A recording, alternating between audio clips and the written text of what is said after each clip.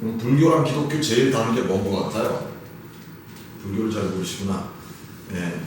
자, 불교는 다들 이게 원래대로 하자면 부처가 되기 위한 수양을 하는 종교예요. 이 세상의 모든 것은 쓸데없고 돌고 도는 이 윤회의 사슬에서 벗어나기 위해서 수양을 하는 거야. 그래서 해탈하는 거죠. 그 열반한다 하죠. 그럼 뭐가 되는 거예요? 깨달은 자, 붓다가 되는 거예요. 그래서 절에 가면은 이렇게 인사를 합니다. 성불하세요, 성불. 그 이제 부처님들 하는 얘기예요. 네, 교회 와가지고 예수님 되세요. 옆에 그렇게 한번 얘기하면 그 되게 이상해져요. 갑자기 뭐가 되는 거예요? 네, 이단이 되는 거예요. 네, 굉장히 극단적으로 달라 보이는 부분이죠. 근데 하나 더 있어요. 어떤 그 종교의 창시자의 명령의 내용이 뭐냐는 거예요. 불교에서는 스스로 깨달으라는 거예요. 구체적이지 않아요. 그거 어떻게 하는 거냐? 엄청 모르겠거든요. 그래서 뭐 합니까? 그래서 수양을 하는 거예요. 그래서 그걸 찾아서, 그 진리를 찾아서 그 경지에 어떻게 일어나야 될지를 모르겠거든, 다들 잘. 그래서 본을 보인 석가모니의 뜻을 따라서 그 행적이 그러했으니까 나도 그렇게 산중에 들어가서 세상을 벗어나서 그 숙세를 떠나서 한번 가보는 거예요. 그런데 예수님의 명령은요, 매우 구체적입니다. 그냥 자, 나 믿었지? 이제 천국 갈 때까지는 알아서 살아? 자, 이제 내가 그리스도인 걸, 내가 구원자인 걸 깨달았지? 오케이. 자, 그러면 이제부터는 알아서 잘 살아? 안녕. 이러고 예수님이 가신 게 아니라고요. 매우 구체적으로 해야 될 일들을 주셨어요. 그게 우리가 방금 읽은 이 부분입니다. 네. 예수님의 많은 명령들이 있어요. 서로 사랑하라도 있고, 그죠? 굉장히 많은 명령들이 있어요. 겉옷을 달란 자에게 속옷도 벗어주라. 문자적으로 우리가 지키기엔 상당히 부담스럽지만 그런 명령도 있어요. 자, 많은 명령들이 있지만 그 명령을 하나로 압축해서 가장 위에다 띄울 수 있는 명령이 뭐냐는 거죠. 우리 법체계가 있잖아요. 그러면 대한민국의 법체계에서 가장 중요한 게 뭡니까? 헌법이에요. 그러면 그 헌법에서 또 제일 중요한 게 뭐냐? 제일 앞에 나오는 선언이죠. 대한민국은 민주공화국이다. 대한민국의 모든 주권은 국민에게 있고 국민으로부터 나온다. 그거 아니에요.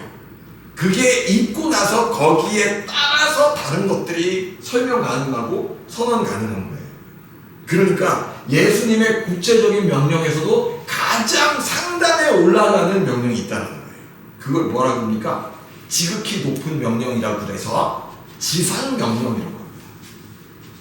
네, 영어로는 위대한 위임령, 이렇게 해서 The Great Commission이라고 해요.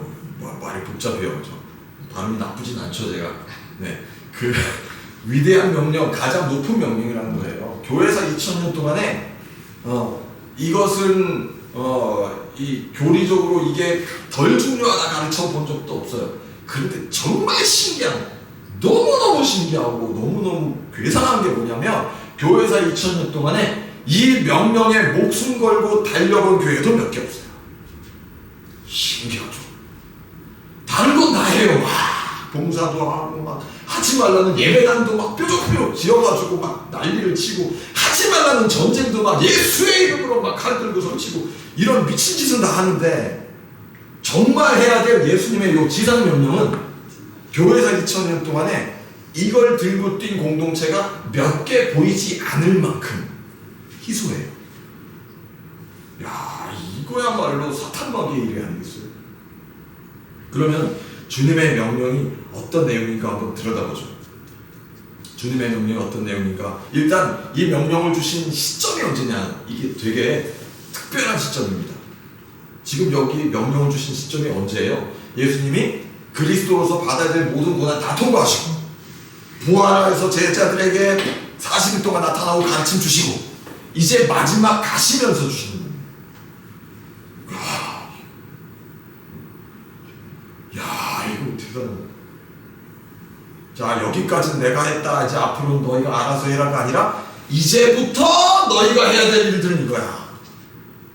너희가 나의 제자이고 너희가 내 교회이고 너희가 나를 믿는 사람들이라면 지금부터 해야 될 일들은 이거야. 예수님을 믿는 사람이라면 해야 될 일이 무엇입니까? 방금 우리가 읽은 이 지상명령이에요. 여기서 벗어나면 이상한 삶을 살게 됩니다. 이상한 사람이 되는 거예요. 하나님 나라의 가장 중요한 방향성을 벗어나는 이상한 삶을 살게 돼요. 그러면 예수님의 명령의 핵심이 뭘까요? 자, 19절을 보시면요. 몇 가지 명령이 같이 주어져 있어요. 제자 삼아라, 세례를 베풀어라, 그쵸? 모든 것을 가르쳐 지키게 하라. 세 가지가 있네요. 그쵸? 가르친다, 지킨다 하나로 묶어놓으면, 그럼 셋 중에 뭐가 더 중요한가요? 문장 구조 자체에서 명확해요. 첫 번째가 이게 순서대로 첫째, 둘째, 셋째가 아니라 이걸 하기 위해서 나머지가 있다 라고 할 수 있는 가장 첫 번째, 가장 위에 있는 명령이 뭘 것 같아요? 이 셋 중에 질문한 거예요. 지금. 세례를 베풀어라, 가르쳐 지키게 해라, 제자를 삼아라. 뭘까요? 제자를 삼아라. 제자를 삼아라. 제자를 만들어라. 제자를 만드는 그 명령을 수행하는 과정에서 세례도 베풀고, 제자를 만드는 과정에서 그게 어떻게 가능하냐? 내가 너희한테 가르쳐 준 걸 다 가르쳐 지키게 하면 되는 거예요. 계속해서 인수인계 하라는 거예요. 그 과정을 통해서 뭘 만들라는 거예요? 제자를 만들라는 거예요. 이게 예수님의 핵심 명령이에요.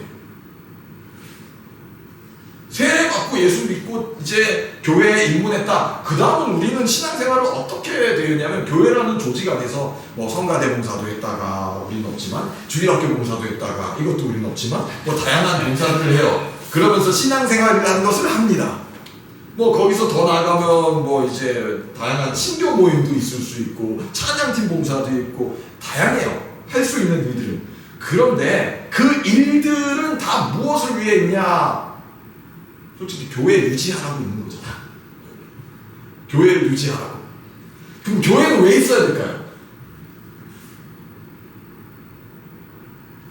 교회는 왜 존재할까요? 교회는 해야 될 가장 중요한 일이 뭘까요? 자, 교회는 신자들의 모임이에요. 자, 그러면 결론 나오죠. 교회가 받들어야 될 가장 중요한 일이 뭐다? 제자를 삼아라. 제자를 삼아라 이거예요. 제자를 삼아라 했는데 기타만 치고 있고, 제자를 삼아라 했는데 노래만 하고 있고, 제자를 삼아라 했는데 헌금만 내고 있고, 제자를 삼아라 했는데 띡똑띡똑 예배만 보고 있고, 제자를 삼아라 했는데 교회 가서 연애질하고 자빠졌고, 제자를 삼아라 했는데 딴짓을 하고 10년, 20년, 30년, 50년 신앙생활을 한다니까요. 제자를 삼으라 했는데 제자는 못 삼고 설교만 하다 가시는 목사님들이 99%입니다. 설교만 쫙 평생 해요. 제가 설교의 가치를 무시하는 게 아니에요. 저도 설교를 믿습니다. 설교하는 시간을 통해서 성령이 교회 공동체에 말씀하시고 역사하시는 걸 믿어요. 지금 이 순간에도. 그런데 제일 핵심 명령은 설교하라가 아니에요. 설교가 예배에 너무너무 중요한 요소긴 한데, 이게 가만히 교회사를 들여다보면 예배 형식이 그렇게 만들어지면서 설교가 중요해지는 거예요. 그런데 예배 형식은 왜 존재할까요? 왜 만들어졌을까요? 자, 그럼 교회가 모여서 예배를 드리는 거죠. 그건 너무나 당연해요. 교회의 본질이에요. 하나님을 경배하는 성전으로서 교회의 역할이 있어요. 자, 우리도 아까 모여서 찬미하고 기도하고 주님을 높여드린단 말이에요. 그 다음에 말씀으로 가르침을 받아요. 사도들의 가르침을 받아서 떡을 뗀다. 너무 중요한 거죠. 그런데 그 과정에서 무엇이 만들어져야 된다. 무엇이 만들어져야 된다? 제자가 만들어져야 된다. 제자가 만들어지지 않고, 한번 그런 교회를 생각해 봅시다. 서비스가 너무 좋아. 막 찬양팀 빵빵하고 조명 가면 막 그냥 은혜 받기 싫어도 감성적인 터치가 팍팍 되면서 사람들이 예배에서 찬송하다가 울기도 하고, 말씀 듣다가 울고 웃고, 뭔가 막 되게 정서적으로 충만해져서 돌아가요. 근데 이 짓을 10년, 20년 하면서 교회 열심히 은혜롭게 다녀요. 그런데 뭘 안 한다고요? 제자를 안 합니다. 그 이상한 거거든요. 그거 되게 이상한 거예요. 왜냐하면 예수님 어떻게 사셨는가 보세요. 예수님은 사람들, 군중들이 좀 많이 계셨어요. 그죠? 예수님 따라다니는? 부흥했어요. 한 번씩은. 한 번씩은 막 5,000명 모이는 집회도 하시고 막 한국교회 같으면 거기다 예배당 지었어요. 근데 예수님 어떻게 하시냐면 자꾸 군중을 내버려 두고 떠나세요. 누구만 데리고? 제자들만 데리고. 복 잡다. 따라와. 저쪽 건너가. 예수님 막 도망다니시고. 또 한 번씩은 열심히 우리도 주님을 따르겠다면 못 따라올 텐데 거의 뭐 너는 안 될 것 같은데 군중을 물리치신다고요. 왕따시키세요. 소수만 자꾸만 남겨요. 소수만 자꾸 남기시는 방향으로 가세요. 12명. 12제자가 있고 그 다음에 70여 제자가 있다라고 되어 있는데 요거 이제 단계가 설정되는 건 예수님이 아마 사역의 조금 후반부에 벌어진 일이라고 보여져요. 왜냐하면 그걸 왜 했을까? 다단계 하신 거예요? 자, 12명 했으니까 이제 70까지 가보자 뭐 이런 건가요? 아니, 제자들을 제자 삼는 걸 가르쳐 주시는 것이죠. 야, 내가 너희한테 한 것은 샘플이야. 너희도 이대로 해야 되는 거야. 그러니까 이 명령이 가능하죠. 제자를 삼아라. 제자를 삼도록 하는 그런 어떤 실습의 과정에서 주어진 70제자 같아요. 제가 봤을 때 그래요. 자, 이렇게 해서 제자를 만들라. 이 명령을 수행하도록 예수님은 끊임없이 소수만 데리고 역할을 하셨습니다. 근데 마지막 장면에서는 좀 당황스러워요. 그 제자들이 어떻게 돼요? 예수님 잡히시던 날에 어떻게 됐어요? 다 배신자 됐지. 와, 수제자 막 욕하고 저주하고 부인하고 다 울고 지도 쳐 울고 그 요한은 벗고 있다가 혼이불만 들고 있다가 혼이불이 잡히거든요. 그거 어떻게 해요? 그 껍질 벗듯이 벗고 맨몸으로 뛰어간다고요. 정신없이 빤스는 입었는데 빤스라고 이런다고요? 이게 얼마나 실망스러운 거예요. 하나님의 아들이 오셔서 당신의 시간의 에너지의 대부분을 집중해서 만든 12명 중에 이 인간들이 제대로 된 놈이 하나도 없어. 심지어는 팔아요. 예수님. 예수님의 제자는 건 성공일까요? 실패일까요?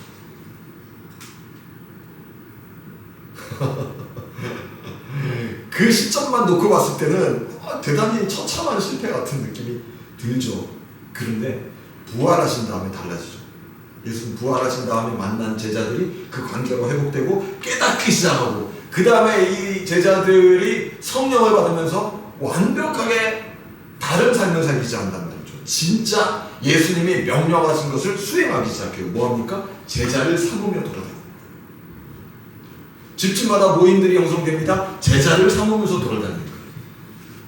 제자를 삼으면서 돌아다니는 이 일에서 벗어나 있는 제자가 없었어요. 근데 우리는 왜 이렇게 멀리 떨어진 걸까요? 왜 이렇게 달라진 걸까요? 그것은 교회가 시스템이 되고 제도가 되고 기관이 됐기 때문입니다.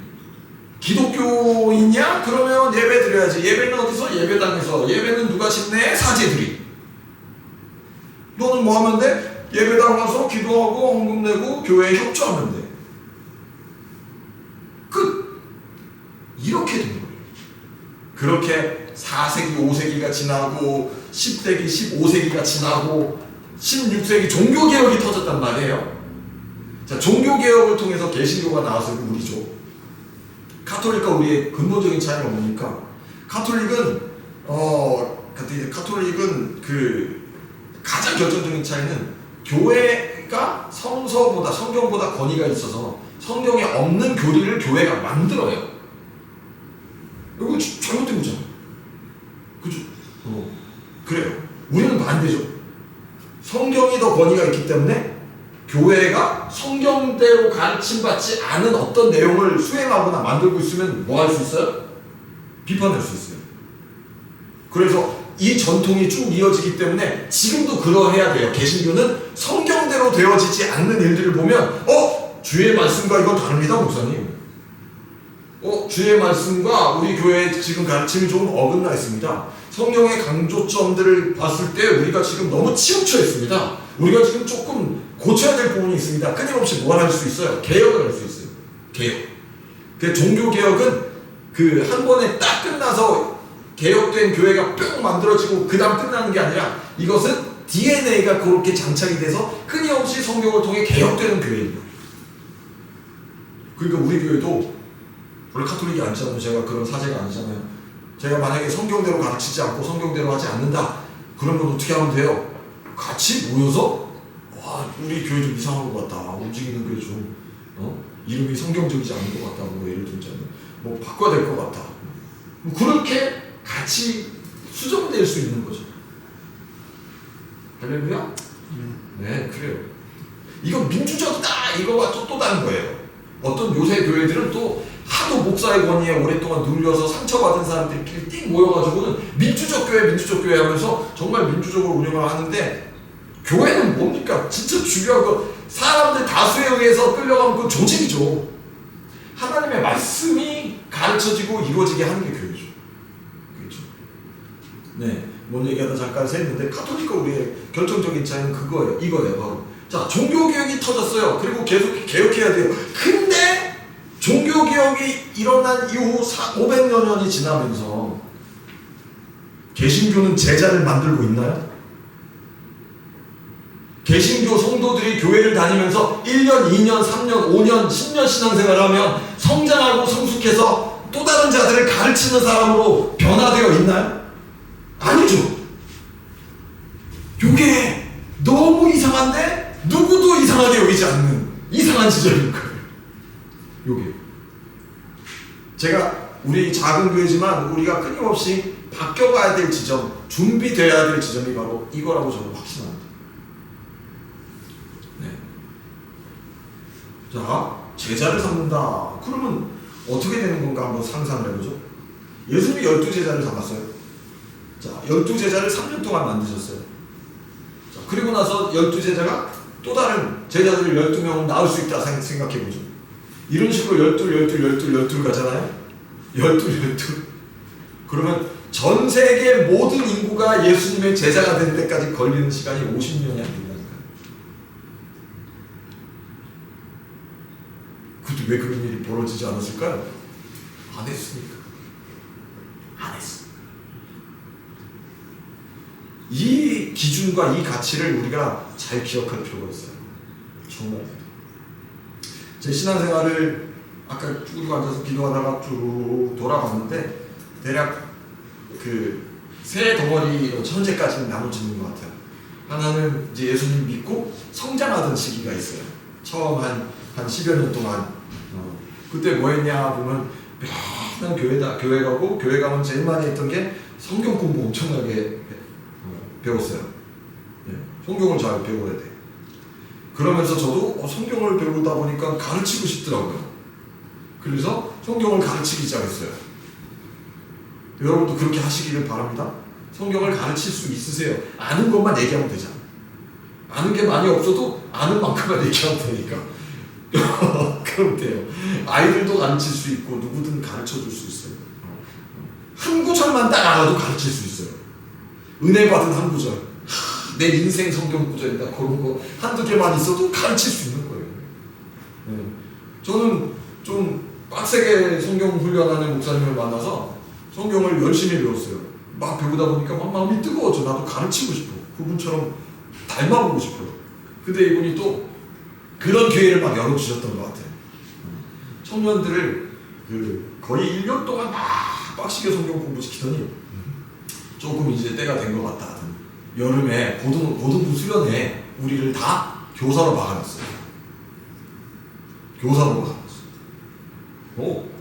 목사님은 설교 거의 안 했어. 수련회 3박 4일 동안 저녁 집회만 인도하셨어요. 나머지 뭐였냐면 소그룹이었어요. 어떻게 됐을까요? 대박이야. 청년들이 다 용가리가 돼서 불을 뿜기. 고등학생들 막 4명 5명 앉혀놓고 와. 근데 그게 이제 단회적으로 끝난 그 행사로 이렇게 거기서 이렇게 마침표를 찍은 애들이 있고, 야 이거 너무 재밌고 너무 좋다 해서 마침표를 못 찍고 그 짓을 계속 한 애들이 있어요.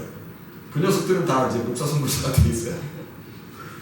제가 그 군대 가기 전 일주일 전에도 이걸 하다 갔어요. 그 예배 마치면 고등부실로 갑니다. 고등부실에 가면 내가 올 줄 알고 있어요. 피할 놈은 피하고 기다릴 놈은 기다려. 그러면 서점에 앉아서 한두 시간 성경 공부해요. 네. 일주일 동안 내가 배운 성경들을 가르쳐 주는 거예요. 그러다가 이제 방학이 되거나 그러면 야 우리 좀 스페셜하게 모여보자. 하루 종일 오전에 모여서 저녁에 점심에 짜장면 먹고 해질 때까지 방학에 막 며칠 동안 그걸 했어요. 너무 그게 재밌었어요. 그러다가 군대를 간 거예요. 뭐가 하고 싶겠어요? 그게 너무 하고 싶어요.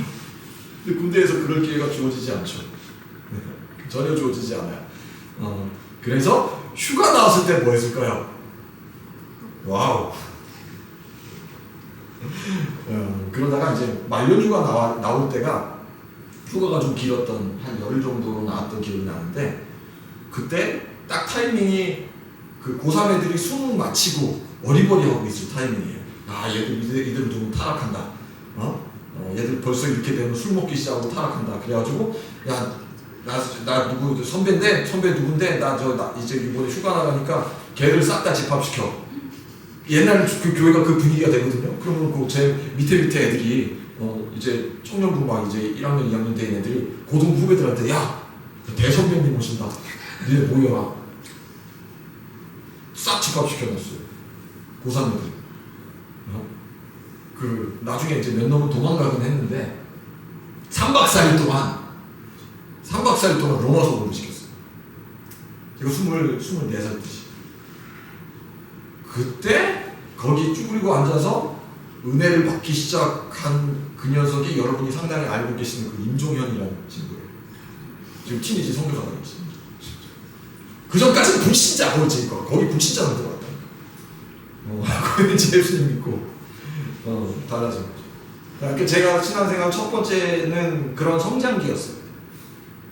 제 2기는 여러분 아시는 것처럼 선교지에 나가는 과정을 앞두고 한 2, 3년 진짜 풀타임 사역자로 사역하고 교회하고 또 선교단체와 막 이런 데로 오가면서 풀타임 사역자로 사역하고 또 선교지에서 사역하고 한 10년 정도 그 시간이었어요.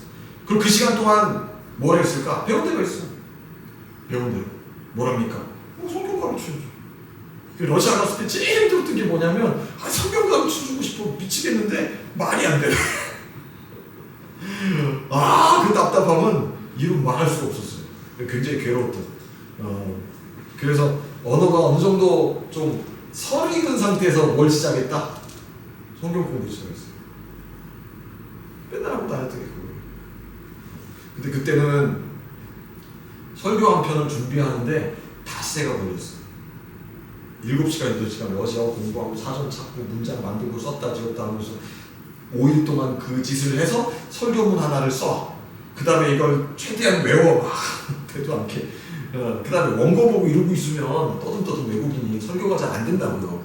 그러니까 최대한 외운 상태에서 아이 컨택 하면서 더듬더듬 하면서 예수님 막 이러고 있는 거지.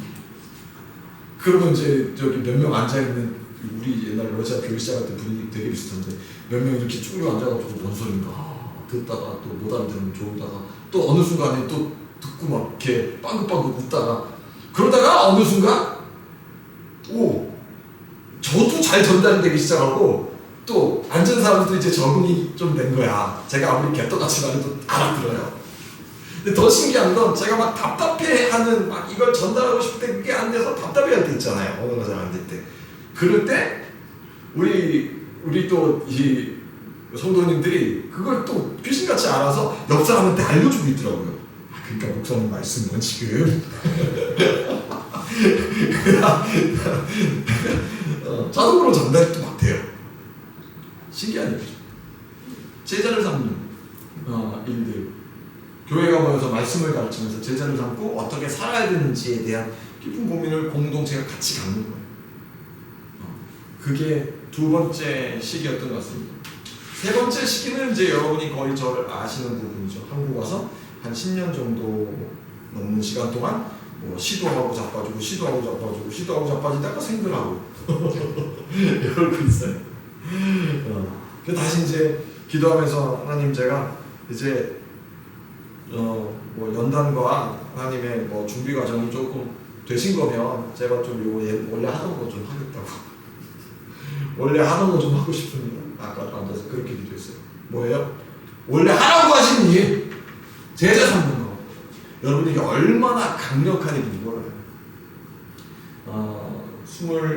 26살 때 서울의 상경에서 대학생 모임을 해야 되는데 이제 대학생 캠퍼스 하기로 했었는데 부산에서는 그래도 캠퍼스 애들 모아놓으면 10명, 20명 되던지 초창기 시절이에요. 뭐 부산대 뭐 작다기 뭐예요. 근데 이제 어떻게 하다 보니까 서울로 올라가게 됐어요. 서울에 올라가서 이걸 해야 되는데 그 당시 충격적이게도 서울에 우리 소그룹에 연결돼 있었던 애들의 숫자가 몇 명이었냐? 빡세게 모으면 10명 정도는 모였어요. 보통 모이면 7명이었던 것 같은데 뭐 맹우나 뭐 이런 애들이 기억나죠. 저기 앉아가지고 캠퍼스 이렇게 해야 되는데 그 모일 장소도 없어. 캠퍼스 애들 다 동아리 등록돼 있지도 않아요. 동아리방도 없다고. 그래가지고 주로 우리가 어디서 모였었냐면 그 옛날에 그 2001년 막 요쯤에 이동통신사 뭐 TTL인가 뭐 있었어요? 있었어요? 그런 게 있었어. 그게 그 대학로 앞에 해화동에 걔네가 룸을 빌려줬어요. 스터디 룸을. TTL 회원이면 그 룸을 공짜로 쓸 수 있었어. 룸에 막 잘 갖춰져 있었어요. 그때 자기도 있었나? 그때는 없었죠. 그래가지고 그 뭐 서울대 의대 다니는 애도 거기 가까우니까 놀러 오고 거기에 이제 한 10명 많이 모이면 그 한 13명 1년 동안 거기 쭈그리고 앉아 모여서 뭐 했을까요? 선거. 자 그러다가 이제 여름 겨울 되면 좀 친구들도 데려와서 뭐 집회도 해보고 캠프도 해보고 그게 2002년이었죠. 월드컵 2002년이죠. 2002년 월드컵 있었던 그해 겨울부터 이듬해까지였던 것 같아요. 그러다가 이제 조금 캠퍼스 모임이 형성되기 시작했어요. 2004년쯤 됐을 때 서울의 캠퍼스 멤버들 다 모으면 한 50명쯤 되는 단계까지 갔어요. 와, 난 대형교회 된 줄 알았어. 50명. 와, 50명. 좋더라고요. 그리고 2004년에는 또 뭐도 있었냐면 제가 그 결혼을 해요. 그리고 그 교회 사역도 시작하고 조그만한 교회이긴 했는데 그 교회도 가보니까 청년들 재적 인원은 뭐 나한테 명단 줬었거든. 재적 인원이 한 40명이 된다고 해서 난 청년들 많은 줄 알았죠. 가니까 10명, 13명? 속았다. 내 앞에 일했던 전도사님이 그 기숙사 사감으로 있으면서 애들도 많이 알고 뭐 학교 소문 많이 듣고 하면서 저를 검증을 좀 했더라고요. 그래가지고 원래 제가 다른 교회 가게 돼 있었는데 나를 스카우트해서 일로 꺾어서 데려온 거예요. 그 가서 뭐 자기들 청년들 많다고 막 가봤더니 10명 딱 앉아서 있는데 어떡하나. 뭐 해야 될까요? 성경 공부 제자 양육 그거 했죠. 기억날 거예요. 기억나죠. 그래서 막 그거 하니까 그거 하면 있잖아요. 사람들이 별로 안 좋아해. 그렇겠죠. 모여서 떡볶이 먹고 재밌게 왁자지껄 놀았었던 기억이 있는데 갑자기 나이 차이, 연배 차이 별로 안 되는 심지어 자기보다 나이 어려 보이는 전도사가 와서 막 2시간, 3시간 앉혀놓고 성경 공부한다. 싫지. 그래서 항의 전화도 막 받고 전도사님 청년부 사역 그렇게 하면 망합니다. 그런 전화 받았다니까. 근데 그 전화가 낯설지 않았었어. 옛날에 그 전전교회에서 섬겼던 고등부회가 나한테 그랬었어. 선생님 그렇게 하면요 우리 애들 다 교회 안 나와요. 우리 애들 하면서 나를 구분 딱 짓더라고. 왜냐면 그때도 고등부 애들 앉혀놓고 막 2시간씩 성경 공부했거든. 그때 그 항의했던 녀석 어디 갔는지 아세요? 저 터키에 선교사 나가요.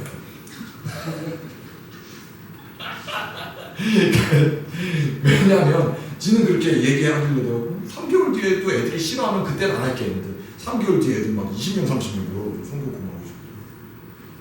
부흥이었어요. 부흥. 2004년 5년 지나가면서 굉장히 큰 어떤 변화와 부흥들을 맛봤던 기억이 나요. 어딜 가나 10명이 30명 되고 저쪽 캠퍼스에 5명 있었는데 몇 달 뒤에 다시 제자들 양육하고 가보면 막 30명 모여있고 그 재미에 전국의 캠퍼스들을 돌아다니면서 동아리방에서 자고 성경 공부하고 그러기를 몇 년을 했어요. 네. 그러기를 몇 년을 하고 그러고 살다가 가만히 보니까 제가 지난 10년간 이 짓을 잘 안 했네. 예. 그랬던 거예요. 네. 앞으로 하겠습니다. 네, 앞으로 하겠어요.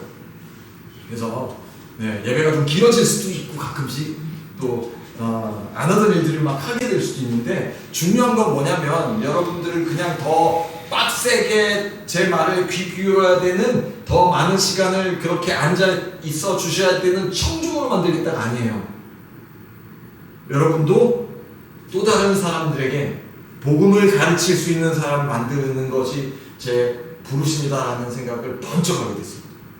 그게 우리의 사명 아니겠나. 네. 예수님께서 주신 명령의 수많은 그 위계 질서의 명령 중에서 가장 상단에 박혀있는 하지만 2000년 동안 교회들이 거의 제대로 수행하지 않았던 이 일을 우리는 한번 해보자 이거죠. 네. 너무 거창하게 여기지 말고 할 수 있는 것부터 하면 돼요. 그래서 이거 하라고 제가 네, 최근 한 달 동안 뭘 찍었습니다. 아시죠? 네. 그래서 이번 주에 올라가요. 이따가 파일 받아가서 이거 좀 빨리 작업해서 올려주세요. 교회까지. 이거는 교회 안 다니는 사람도 같이 보면 돼요. 교회 다니는데 이상하게 다니는 녀석도 같이 보면 돼요. 가끔 보면 그런 사람이 있거든. 교회 다니는데 나는 우리 교회로 끌고 와라 그 얘기 아니에요. 걔 교회 다니지만 아까 얘기했던 것처럼 예수님과 1도 상관없이 살고 있는 애들 너무 많아요. 자, 매번의 만남을 통해서 복음을 나누라고요. 근데 이걸 해야 되는 첫 번째 이유는 어떤 사람을 섬겨보는 이 경험을 여러분이 갖게 되는 거예요. 너무 중요합니다. 나를 통해서 한 사람이 어떻게든 주님께 더 가까이 오게 만들고자 하는 그 노력을 해보는 거. 결과는 중요하지 않아요.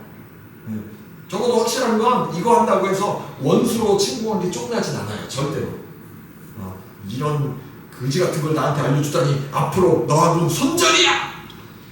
이런 친구가 있을 수가 없어요. 그냥 하면 돼요. 아시겠죠? 제일 힘든 게 뭡니까?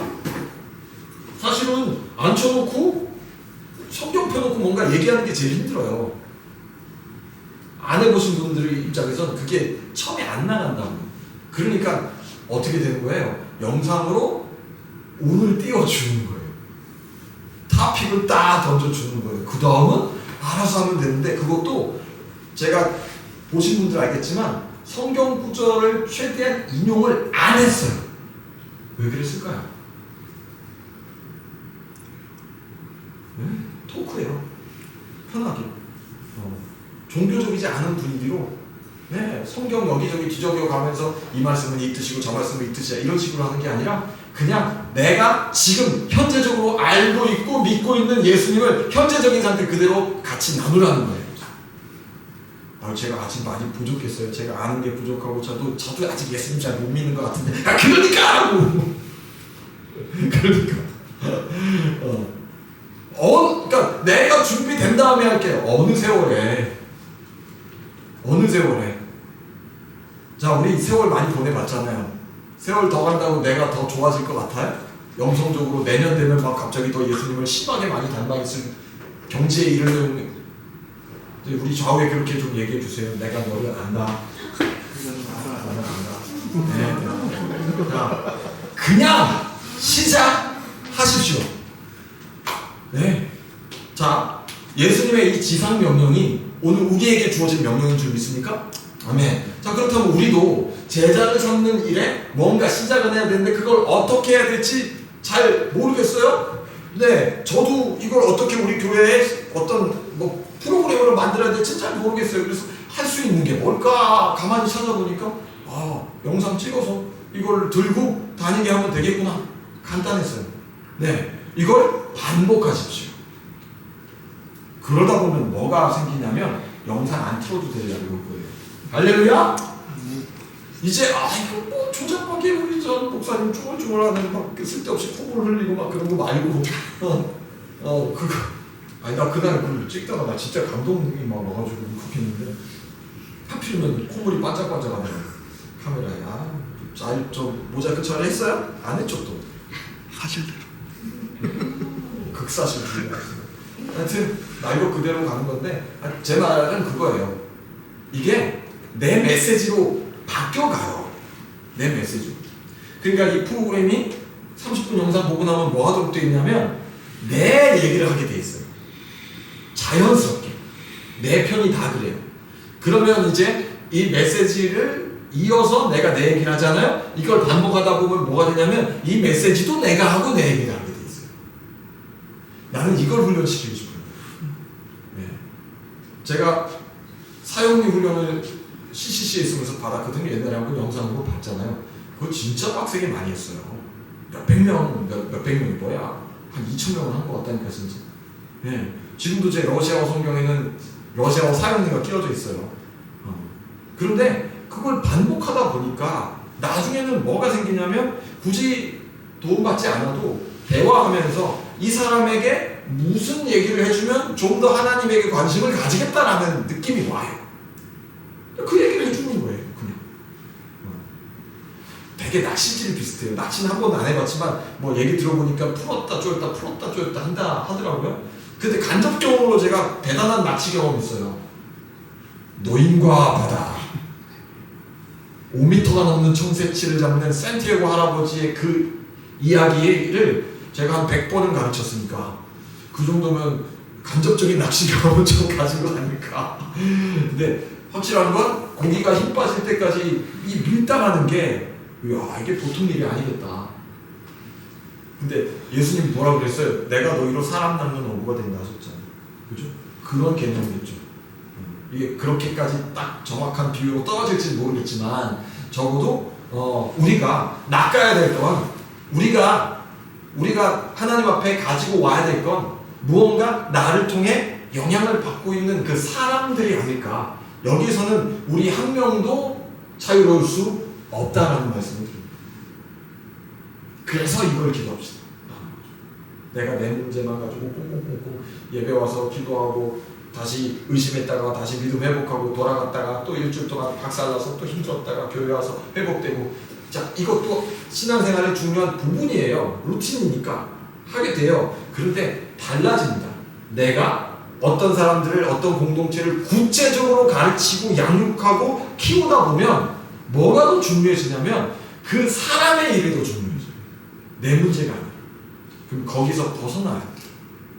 어느 순간 나는 그 사람들을 더 섬기는 일에 더 많은 영적인 에너지를 사용하게 돼요. 그리고 돌아다 보면 내 문제와 어려움들은 가벼워져 있다라는 거. 그게 진짜로 가벼워져서 가벼워진 건지 아닌지는 모르겠죠. 달라져 있는 거죠. 바로 그러한 성장과 변화들이 이 제자를 삼는 과정에서 또 우리가 겪어볼 수 있는 일들이에요. 더 큰 거 하나 더 있습니다. 주님을 닮을 수 있는 일.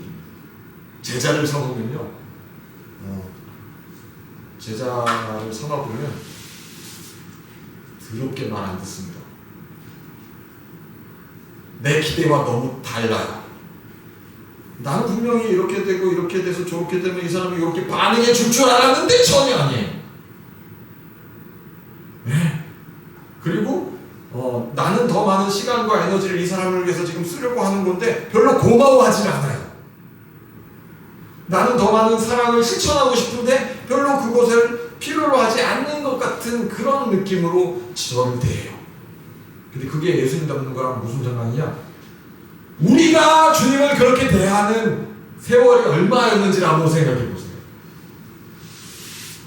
별로 하나님 사랑 고마워하지 않아요. 굳이 내가 그게 필요했는가? 때로는 막 쓸데없는 걸로 삐쳐가지고 기도도 안 해버리고, 애가 엄마 아빠한테 화나가지고 방문 쳐닫고 들어가 삐져있는 거랑 똑같은 거지. 우리도 그럴 때가 많았어요. 근데 그게 사람들을 가르치고 키우다 보면 내 그런 모습이 이 사람에게서 보인다고요. 그러면 뭘 할 수 있냐? 찐 회개를 할 수 있어요. 그 전까지는 안 보였던 그 일들이 선명하게 보입니다. 제가 주님의 마음에 참 많은 실망과 아픔을 드렸던 것 같아요. 주님 저 보실 때 얼마나 답답하셨을까요? 하나님 이 죄인이 회개합니다 하면서 우리가 조금 더 주님을 닮아가요. 또 뭡니까? 그런 우리의 연약함에도 불구하고 주님 우리를 사랑하시잖아요. 그런 그 띨띨함과 게으름과 강팍함과 막 싸가지 없음에도 불구하고 하나님 우리를 사랑해 주시잖아요. 그걸 경험한다니까요. 이게 너무 귀하고 아름다워요. 이게 너무 귀하고 아름다워요. 그래서 교회가 이 일들을 온전히 수행했을 때 그 교회는 참으로 놀라운 하나님의 일들을 이루었던 시대가 있었습니다. 자, 조금만 더 볼게요. 그런데 우리가 여기서 제자를 삼는데 아버지 하나님과 성령의 이름으로 세례를 베풀고라는 얘기가 여기 나와요. 세례를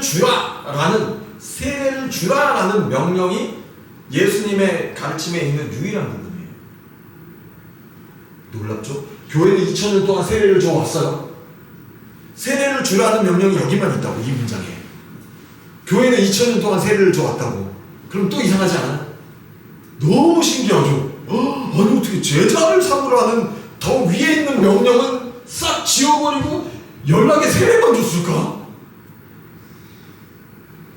정말 충격이에요. 이 구절이 그래서 진짜 충격인 거예요. 네. 세례는 그럼 누가 받습니까? 이게 약간 조폭에 가입하는 의식과 비슷하다라고 생각할 수 있습니다. 나도 이제 이 일원이 되겠습니다. 그리고 그래 네가 이제 이 우리 중에 하나가 되는 거야. 요거예요. 혈주. 물속에 담가서 너는 이제 옛 생명으로 죽었어. 이제 너는 새 생명으로 사는 건데 우리도 지금 다 그 생명으로 살고 있어. 그러니 이제 너도 우리도 다 예수의 생명으로 하나 된 한 몸이야. 이게 되는 거죠. 공동체적 의식이에요. 이것도 굉장히 많이 흐려져 있죠. 왜냐하면 제자를 삼아라는 것, 제자의 공동체가 교회다라는 개념이 없어져 버리니까 세례를 주는 걸 그냥 막 물에 담갔다 꺼내기다, 그냥 물 찍찍 뿌리고 그냥 교리만 알고 그냥 교회 가끔 다닐 거지 뭐 그런 줄 알고 세례 줄게 뭐 이런 식이 돼버렸습니다. 한번 간증한 적 있잖아요. 군대 가서 또 세례 받았다고. 짜증나네. 받았는데 요단강물로. 저 요단강물로 세례 받았어요.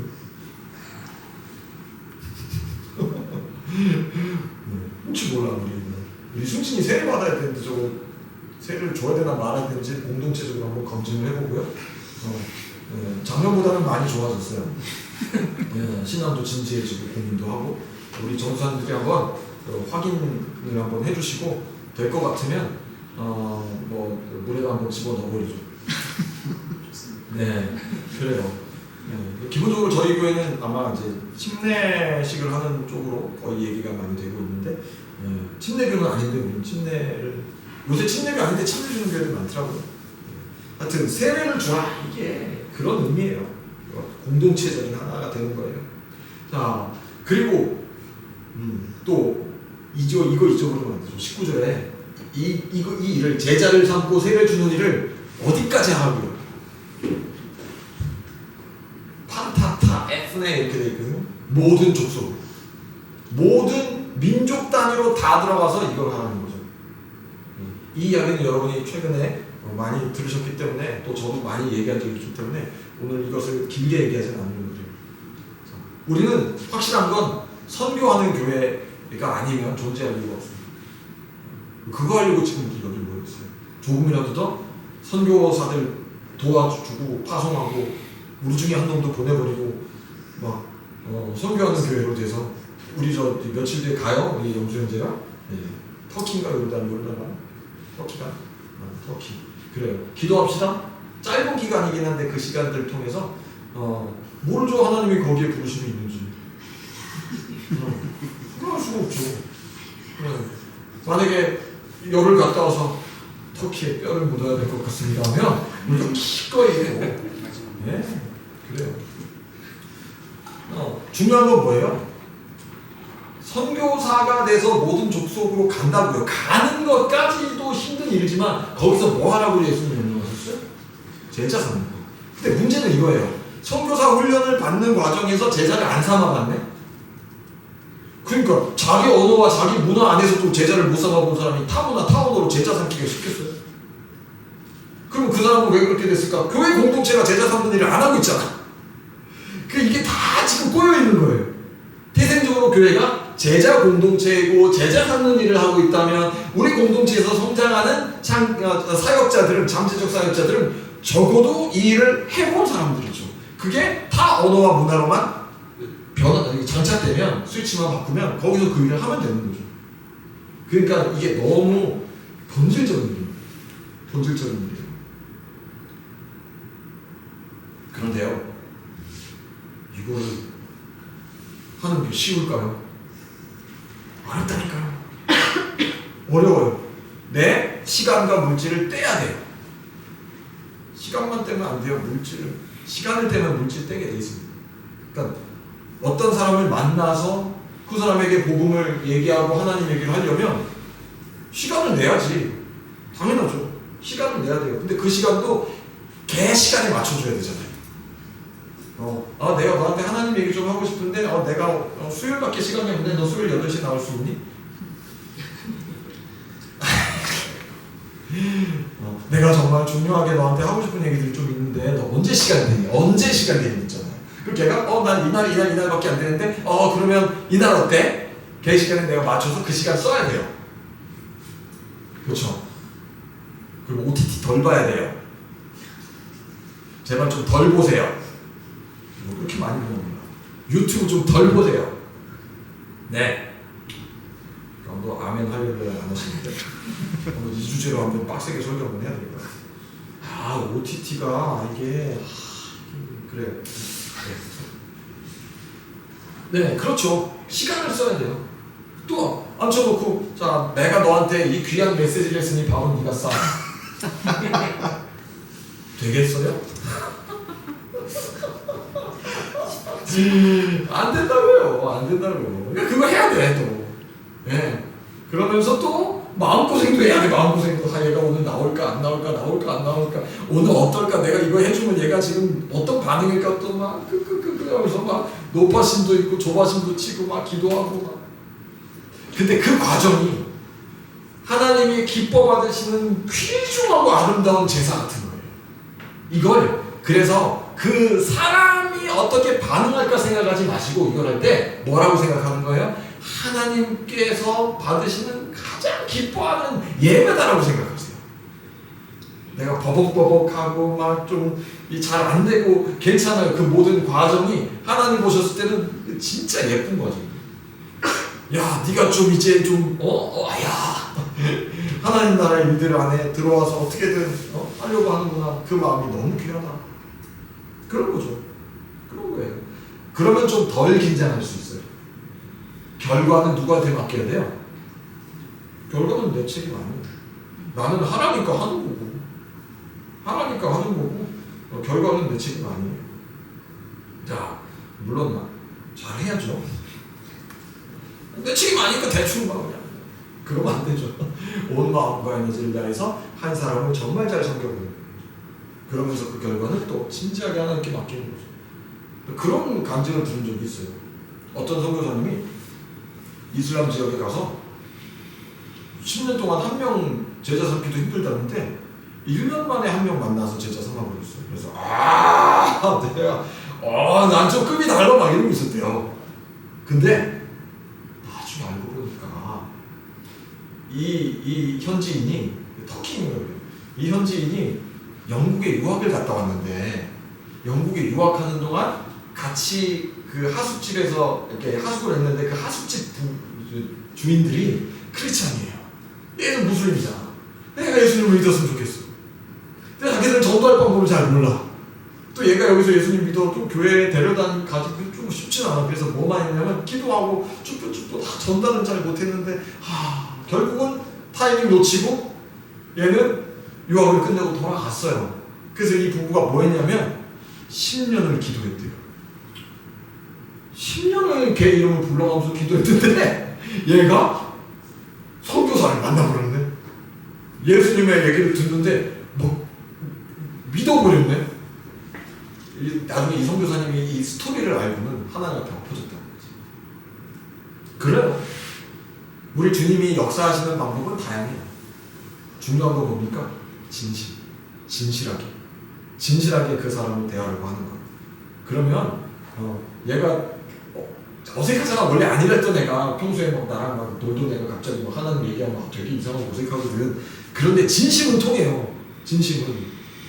얘가 정말 좀 뭐가 달라진 것 같기도 하고 얘가 정말 평소와 너무 다른데 이게 가식적이거나 위선적인 게 아니고 진짜 하려고 하네? 달라졌네? 주저하지 마십시오. 여기서 주저할 필요가 없어요. 나는 진심을 다해서 사람을 대할 뿐이에요. 그 사람의 마음을 움직여주시고 여는 것은 내가 할 수 있는 게 아닙니다. 다만 그 진심은 통한다는 것은 알라는 거죠. 그럼 되잖아요. 하나님이 내 진심 알아주고 내 상대방이 내 진심 알아주면 됐지 뭐. 뭘 걱정해요. 뭘. 거기서 여러분이 갑자기 그 예수님 얘기할 때 칼을 빼들면서 알라후 아크bar 이럴 사람 있어요? 여러분 전도 대상자 중에? 있어요? 없잖아! 근데 왜 안 해? 자, 이제 시작하는 겁니다. 자, 20절에 그 하반절을 보세요. 뭐라고 되어 있습니까? 내가 세상 끝날까지 너희와 항상 함께 있으리라. 내가 세상 끝날까지 너희와 항상 함께 있으리라. 세상 끝날까지 너희와 항상 함께 있으리라. 이 사람들이 좀 희한하다니까. 또 이것만 똑 떼어서 이것만 좋아해. 언제나 함께 하시는 주님, 언제나 나와 함께 하시는 주님. 맥락을 보라고. 내 논술 선생님이 꼭 알려줘야 돼요. 하늘과 땅에 있는 모든 권세를 가지고 예수님이 지금 명령을 하세요. 야, 이거 명령 중에 제일 중요한 거야. 이거 무조건 하는 거야. 제자를 삼아야 돼. 쉽지 않을 거야. 그러니까 세상 끝날까지 내가 너와 함께 있을 거야. 이 명령을 수행하는 자들과 함께 있겠다 하신 약속이에요. 이 명령 수행과 상관없는 삶을 산다. 그러면 이 주님을 가까이 만날 수 있는 그 만남의 질이 달라져요. 주님과 교제의 밀도가 있습니다. 정해진 밀도가 있어요. 그냥 대충 신앙생활 하면 주님이 함께 하세요. 당연히 함께 하시고 사랑하세요. 하지만 그 밀도와 이 명령을 수행하기 위해서 몸부림치면서 하나님 나에게 정말 이 한 사람을 변화시킬 수 있는 능력이 나에게는 없사오니 주님께 있사오니 주님 저에게 은혜를 베풀어 주시옵소서. 내 사랑하는 이 친구가 내가 믿는 좋은 예수님을 이 친구도 믿었으면 좋겠습니다 라는 마음으로 나아갈 때 그때 주님과 만나는 그 밀도는 전혀 다른 거예요. 전혀 다른 거예요. 제자의 관계의 밀도예요. 이리로 오셔야 돼요.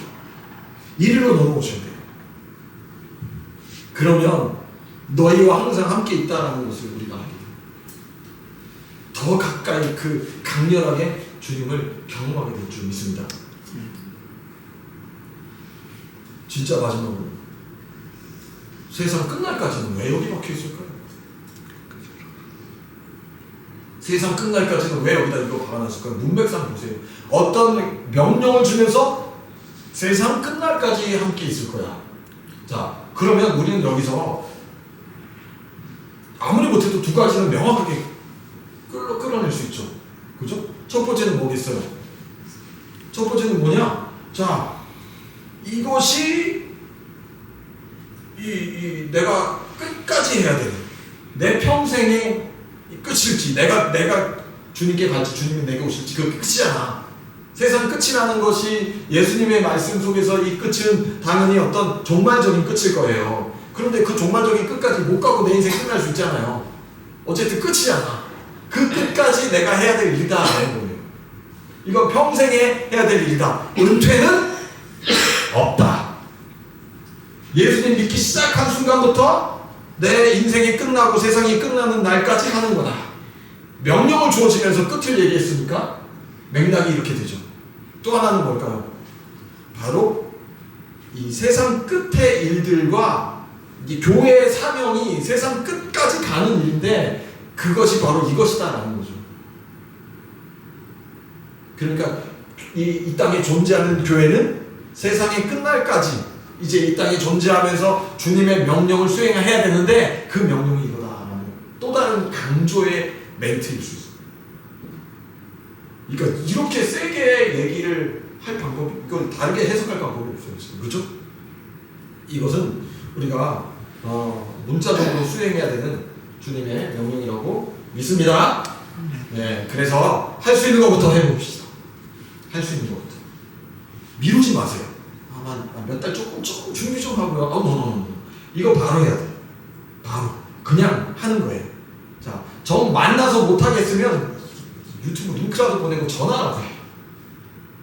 내가 이거 보다가 너무 네가 생각이 나서 너무 생뚱하긴 한데 나도 좀 민망하고 그렇긴 한데 하여튼 좀 보고 나서 또 한번 좀 얘기 좀 하고 싶었어.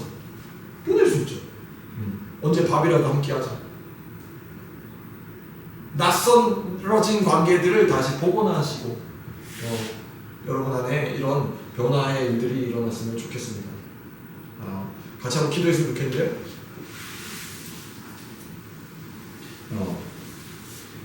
우리는 예수님 믿기로 그죠? 결정하고 여기 있어요. 근데 놀라운 점은 내가 예수님을 믿기로 결정한 내 의지로 여기 오고 선택한 것 같지만 주님이 우리를 부르셨어요. 제자들을 한번 기억해 보세요. 그 제자들 중에 어느 누구도 제가 좀 제자 좀 돼볼까 하는데요 이렇게 나타나는 사람 없어요. 너는 나를 따라오너라. 예수님이 선택해서 부르셨어요. 그런데 예수님이 선택해서 부르신 그 12명을 한번 다시 기억해 보면 스카이 나온 녀석도 없고 재산이 빵빵한 녀석도 없고 피리피리한 인간들이에요. 꼭 제 모습 같아요. 모지리를 선택하셔서 그냥 인생 살면 그냥 그러고 살 것 같은 그런 인생한테 다가오셔서 야, 너 그러고 앉아있지 말고 나를 따라오너라. 어떻게 보면 세상 끝자락에 있을 것 같은 그런 부족한 사람들을 주님은 오히려 더 선택하셔서 내가 너를 내 제자로 삼는다. 너는 나를 따라오너라 하십니다. 주님의 선택이에요. 주님이 그렇게 우리를 불러주셨다면 우리의 마음을 드리고 의지를 드리기 시작할 때 책임져 주신다는 말씀입니다. 이 시간 우리 같이 먼저 기도할 때 하나님이 나를 부르심을, 예수님이 나를 부르심을 우리가 같이 한번 기억하면서 주님 그 부르심 가운데 주님 제가 있습니다 라고 고백하면서 기도했으면 좋겠습니다. 주님 제 인생을 여기까지 인도해 오신 분 하나님이십니다. 주님 제가 이 작은 공동체지만 무언가 하나님 나라 일들을 새로 시작하고 싶은 공동체에 연결된 것도 하나님 뜻입니다. 지금 제가 이 일을 수행하기 위해서 같이 힘을 합치고 있는 형제가 있고 남편이 있고 아내가 있고